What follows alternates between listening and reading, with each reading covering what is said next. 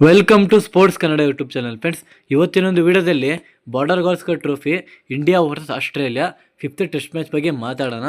ಹಾಗಾದರೆ ಇವತ್ತು ನಾವೆಲ್ಲ ನೋಡಿರೋ ಹಾಗೇನೆ ಈ ಒಂದು ಟೆಸ್ಟ್ ಮ್ಯಾಚ್ನ ಆಸ್ಟ್ರೇಲಿಯನ್ ಟೀಮ್ ಅವರು ಭರ್ಜರಿಯಾಗಿ ಗೆದ್ದಿದ್ದಾರೆ 3-1 ಅಂತರದಿಂದ. ಹಾಗಾದರೆ ನಮ್ಮ ಇಂಡಿಯನ್ ಟೀಮು ಎಲ್ಲಿ ಮಿಸ್ ಹೊಡಿತು? ಬ್ಯಾಟಿಂಗಲ್ಲೋ ಆದ್ರೆ ಬಾಲಿಂಗಲ್ಲೋ ಆದ್ರೆ ಮತ್ತು ಈ ಒಂದು ಡೇ 3 ಯಾವ ಥರ ನಡೀತು ಅನ್ನೋದ್ರ ಬಗ್ಗೆ ಈ ವಿಡಿಯೋದಲ್ಲಿ ಮಾತಾಡೋಣ. ಅದಕ್ಕಿಂತ ಮುಂಚೆ ಒಂದೇ ಒಂದು ರಿಕ್ವೆಸ್ಟು, ಈ ವಿಡಿಯೋ ನೋಡ್ತಿರೋ ಎಲ್ಲರೂ ಕೂಡ ನನ್ನೊಂದು ಚಾನಲ್ನ ಸಬ್ಸ್ಕ್ರೈಬ್ ಮಾಡಿ, ಲೈಕ್ ಮಾಡಿ, ಬೆಲ್ಲೈಕನ್ ಕ್ಲಿಕ್ ಮಾಡಿ ಆಲ್ ಅವರನ್ನು ಸೆಲೆಕ್ಟ್ ಮಾಡ್ಕೊಳ್ಳಿ. ಈ ವಿಡಿಯೋ ಇಷ್ಟ ಆದರೆ ನಿಮ್ಮ ಫ್ರೆಂಡು ಕೂಡ ಶೇರ್ ಮಾಡಿ. ಬನ್ನಿ ಫ್ರೆಂಡ್ಸ್, ವಿಡಿಯೋ ಸ್ಟಾರ್ಟ್ ಮಾಡೋಣ. ಓಕೆ, ಇಲ್ಲಿ ಮೊದಲನೇದಾಗಿ ನಮ್ಮ ಇಂಡಿಯನ್ ಟೀಮ್ ಅವರು ನಿನ್ನೆ ಆಗಿರೋ ಡೇ 2 ಅಂತ ಬಂದಾಗ ಅವರೊಂದು ಸೆಕೆಂಡ್ ಇನ್ನಿಂಗ್ಸಲ್ಲಿ 141ಕ್ಕೆ 6 ವಿಕೆಟ್ ಆಗಿದ್ರು. ಒಂಥರ ಬೇಗನೆ ವಿಕೆಟ್ ಆಗಿಬಿಟ್ರು ನಮ್ಮ ಇಂಡಿಯನ್ ಟೀಮ್ ಅವರು.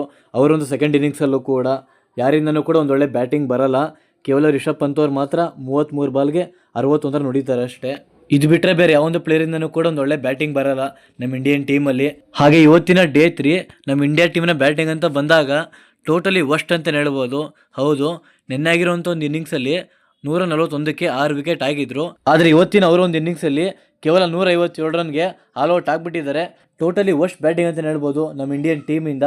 ಇನ್ನು 4 ವಿಕೆಟ್ ಬಾಕಿ ಇರುತ್ತೆ. ಬಾಕಿ ಇದ್ರೂ ಕೂಡ ಕೇವಲ 16 ರನ್ ಹೊಡಿತಾರೆ ಅಷ್ಟೇ ಈ ಒಂದು ಇನ್ನಿಂಗ್ಸಲ್ಲಿ. ಮತ್ತು ಅದೇನಂತ ಬ್ಯಾಟಿಂಗ್ ಮಾಡಿದ್ರು ಅದು ಅವ್ರಿಗೆ ಗೊತ್ತು. ಟೋಟಲಾಗಿ ನಮ್ಮ ಇಂಡಿಯನ್ ಫ್ಯಾನ್ಸ್ಗಂತೂ ನಿರಾಸೆ ಮಾಡಿದ್ದಾರೆ ಇಂಡಿಯನ್ ಟೀಮವರು. ಒಂಥರ ಫೈಟ್ ಕೊಟ್ಟು ಸೋತಿದ್ರು ಏನು ಅನ್ನಿಸ್ತಿರ್ಲಿಲ್ಲ. ಆದರೆ ಈ ಥರ ಹೀನಮಯಕ್ಕೆ ಸೋತಿರೋದಕ್ಕೆ ಬೇಜಾರಾಗೇ ಆಗಿರುತ್ತೆ. ಹಾಗೆ ಆಸ್ಟ್ರೇಲಿಯಾ ಟೀಮ್ನ ಸೆಕೆಂಡ್ ಇನ್ನಿಂಗ್ಸ್ ಬೌಲಿಂಗ್ ಅಂತ ಬಂದಾಗ ಇದರಲ್ಲಿ ಮೇಯ್ನಾಗಿ ಸ್ಕಾಟ್ ಬೊಲಾಂಡ್ ಅವರು 6 ವಿಕೆಟ್ ತೆಗೆಯೋ ಮುಖಾಂತರ ಕಾಟ ಕೊಟ್ಟಿದ್ದಾರೆ ನಮ್ಮ ಇಂಡಿಯನ್ ಬ್ಯಾಟರ್ಸ್ಗೆ. ಮತ್ತು ಪ್ಯಾಟ್ ಕಮಿನ್ಸ್ ಅವರು 3 ವಿಕೆಟು ಮತ್ತು ಬಿ ವೆಬ್ಸ್ಟರ್ ಅವರು 1 ವಿಕೆಟ್ ತೆಗಿತಾರೆ. ಟೋಟಲಾಗಿ ಒಂಥರ ಮಸ್ತಲ್ಲೇ ಬೌಲಿಂಗ್ ಮಾಡಿದ್ದಾರೆ ಆಸ್ಟ್ರೇಲಿಯನ್ ಟೀಮ್ ಅವರು ಈ ಒಂದು ಟೆಸ್ಟ್ ಮ್ಯಾಚಲ್ಲಿ. ಹಾಗೆ ಇಂಡಿಯಾ ಟೀಮ್ನ ಕಳಪೆ ಬ್ಯಾಟಿಂಗಿಂದ ಟೋಟಲಾಗಿ 167 ರನ್ನ ಟಾರ್ಗೆಟಾಗಿ ಕೊಡ್ತಾರೆ. ಹಾಗೆ ಈ ಒಂದು ಟಾರ್ಗೆಟ್ನ ಆಸ್ಟ್ರೇಲಿಯನ್ ಟೀಮ್ ಅವರು 27 ಓವರಲ್ಲೇ ಹೊಡೆದು ಬಿಸಾಕ್ಬಿಡ್ತಾರೆ. ಇದರಲ್ಲಿ ಮೇಯ್ನಾಗಿ ಉಸ್ಮಾನ್ ಖವಾಜ್ ಅವರು 41 ರನ್ ಹೊಡಿತಾರೆ. ಮತ್ತು ಫಿನಿಶಿಂಗ್ ಟಚ್ ಆಗಿ ಟ್ರೇವಿಸ್ ಹೆಡ್ ಅವರು 34 ರನ್ನು ಮತ್ತು ಬಿ ವೆಬ್ಸ್ಟರ್ ಅವರು 39 ರನ್ ಹೊಡೆಯೋ ಮುಖಾಂತರ ಈ ಒಂದು ಪಂದ್ಯನ ಗೆದ್ದಿದ್ದಾರೆ ಆಸ್ಟ್ರೇಲಿಯನ್ ಟೀಮ್ ಅವರು. ಒಂಥರ ಬೌಲಿಂಗಲ್ಲೂ ಚೆನ್ನಾಗಿ ಆಡಿದ್ದಾರೆ ಮತ್ತು ಬ್ಯಾಟಿಂಗಲ್ಲೂ ಕೂಡ ಚೆನ್ನಾಗಿ ಆಡಿದ್ದಾರೆ ಆಸ್ಟ್ರೇಲಿಯನ್ ಟೀಮ್ ಅವರು. ಮತ್ತು ನೆಕ್ಸ್ಟು ನಮ್ಮ ಇಂಡಿಯಾ ಟೀಮ್ನ ಬೌಲಿಂಗ್ ಅಂತ ಬಂದಾಗ ಸಖತ್ತಾಗಿ ಬೌಲಿಂಗ್ ಮಾಡಿದ್ದಾರೆ ಪ್ರಸಿದ್ಧ ಕೃಷ್ಣ ಅವರು.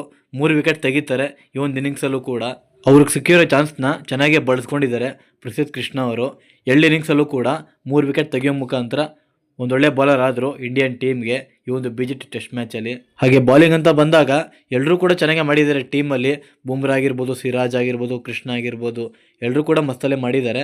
ಆದರೆ ಬ್ಯಾಟಿಂಗ್ ಅಂತ ಬಂದಾಗ ತೀರಾ ಕಳಪೆ ಆಗಿಬಿಡ್ತು ಈ ಒಂದು BGT ಟೆಸ್ಟ್ ಮ್ಯಾಚಲ್ಲಿ ಇಂಡಿಯಾ ಟೀಮು. ಹಾಗೆ ಈ ಒಂದು ಸೀರೀಸ್ ಸೋಲೋದಕ್ಕೆ ಇಂಡಿಯಾದ ಮೇನ್ ಕಾರಣ ಏನಪ್ಪ ಅಂದರೆ ಅದು ಅವರ ಬ್ಯಾಟಿಂಗ್ ಅಂತ ಹೇಳ್ಬೋದು.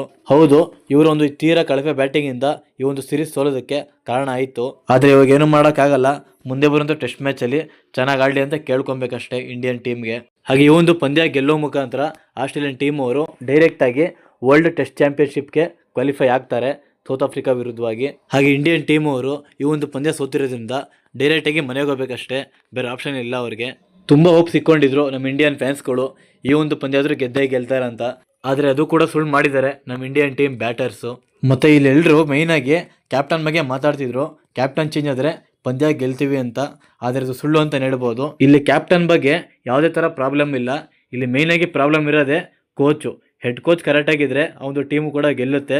ಮತ್ತು ಇನ್ನೊಂದು ನಮ್ಮ ಇಂಡಿಯಾ ಟೀಮ್ನ ಬ್ಯಾಟಿಂಗ್ ಲೈನಪ್ಪು ಇವೆಲ್ಲೂ ಕೂಡ ಸಾಲ್ವ್ ಮಾಡಿಕೊಂಡ್ರೆ ಒಂದೊಳ್ಳೆ ಟೀಮ್ ಆಗುತ್ತೆ ನಮ್ಮ ಇಂಡಿಯಾ ಮುಂದಿನ ದಿನಗಳಲ್ಲಿ ಟೆಸ್ಟ್ ಅಂತ ಬಂದಾಗ. ಕಾದು ನೋಡಬೇಕು ಯಾವ ಥರ ಚೇಂಜ್ ತೊಗೊಂಬರ್ತಾರೆ ಅಂತ. ಮತ್ತು ಈ ವಿಷಯದ ಬಗ್ಗೆ ನಿಮಗೆ ಅನಿಸುತ್ತೆ ಅದನ್ನು ಕಮೆಂಟ್ ಬಾಕ್ಸ್ ಮುಖಾಂತರ ತಿಳಿಸಿ. ಇಷ್ಟು ಹೇಳ್ತಾ ನಾನು ವಿಡಿಯೋ ಮುಗಿಸ್ತಾ ಇದ್ದೀನಿ. ಮುಂದಿನ ವಿಡಿಯೋದಲ್ಲಿ ಸಿಗೋವರೆಗೂ ಬಾಯ್.